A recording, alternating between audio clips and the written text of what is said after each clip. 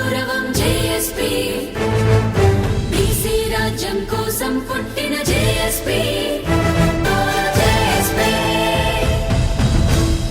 Yojana BC విద్యార్థి సంఘం జాతీయ అధ్యక్షుడు శ్యామన్ ఉన్నాడు, తనతో మాట్లాడదాం. అంటే విద్యార్థులకు న్యాయం చేయడానికి కోసమే కొన్ని సంస్కరణలు తీసుకొచ్చినాం. గత ప్రభుత్వంలో ఉన్న పెండింగ్లు కావచ్చు, ఆర్థికంగా లోటు ఉంది కాబట్టి నెల నెల డైరెక్ట్ బెనిఫిట్ ట్రాన్స్ఫర్ ద్వారా అది కూడా మళ్ళీ ఇబ్బంది పెట్టకుండా మేమే విద్యార్థులను తీసుకుంటామని చెప్పేసి చెప్తా ఉన్నది. మీరేం చెప్తారు? ప్రభుత్వం చెప్పేదని దొంగ మాటలు. ఏదున్నా కూడా ఈ ఫీజు రియంబర్స్మెంట్ పథకాన్ని ఎట్లా నిర్వీర్యం చేయాలి, ఎట్లా ఎత్తేయాలి అని చెప్పేసి అని దొంగ బుద్ధితోని, స్వార్థ బుద్ధితోని ఆలోచించి వస్తున్నటువంటి పథకాలు ఇవన్నీ. ఎందుకంటే పాత పద్ధతి ఫీజు రియంబర్స్మెంట్ ఏమన్నా కూడా కాలేజీలకు వచ్చేది.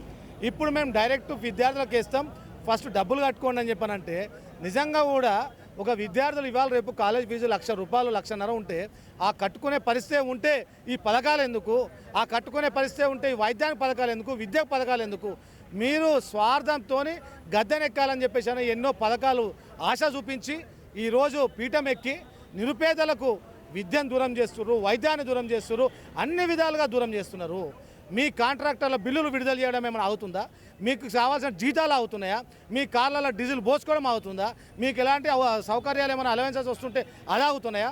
ఎందుకు మీరు ఎమ్మెల్యే దగ్గర నుంచి ముఖ్యమంత్రి వరకు ఒక సంవత్సరం జీతం బంద్ చేయండి. మీరు అంత గరీబోలా? జీతం పైన బతికేంత స్థాయిలో ఉన్నారా? మీరు నిజంగా కూడా ఈ ప్రజాక్షేత్రంలోకి సేవ చేయడానికే వచ్చారు కదా, మీకెందుకు ఈ జీతాలు లక్షల జీతాలు అని అడుగుతున్నాం మేము.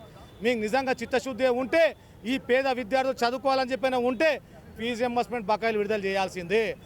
1000 కోట్లు కమిషన్లు తీసుకొని కాంట్రాక్టర్ల బిల్లు ఎందుకు విడుదల చేస్తున్నారు? వాళ్ళకు విడుదల చేస్తే కమిషన్లు వస్తాయి, వీళ్ళకి విడుదల చేస్తే ఏమొస్తాయి అని చెప్పేసి అన్న ఒక స్వార్థ బుద్ధితోనే ఈ రియంబర్స్మెంట్ బకాయిలను ఈ విధంగా ఆపుతున్నారు. ఈరోజు బీసీ జేఏసీ పిలుపు మేరకు రాష్ట్ర వ్యాప్తంగా కళాశాలల బంద్ కూడా విజయవంతం జరిగింది. ఈ యొక్క బంద్తోనే ఈ పోరాటం ఆగదు. ఎట్టి పరిస్థితుల మీరు ఇచ్చిన మాట తప్పుతున్నారు. మీరు బీసీ రిజర్వేషన్లో తప్పిర్రు, ఇటు రియంబర్స్మెంట్ బకాయిలు కూడా తప్పుతున్నారు. బకాయిలు విడుదల చేయాల్సిందే. ఇది విద్యార్థుల హక్కు, ఇది ఎవ్వరు ఆపడానికి అవకాశం లేదు.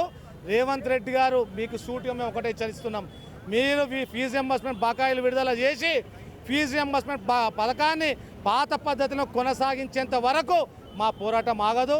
ఎట్టి పరిస్థితుల ఈ పోరాటం ఈరోజు ఇక్కడితోనే అంతమవ్వదు. మీ పీఠం దిగేంత వరకు, మిమ్మల్ని గద్దె దించేంత వరకు మేము పోరాటం చేస్తామని చెప్పి తెలియజేస్తున్నాం.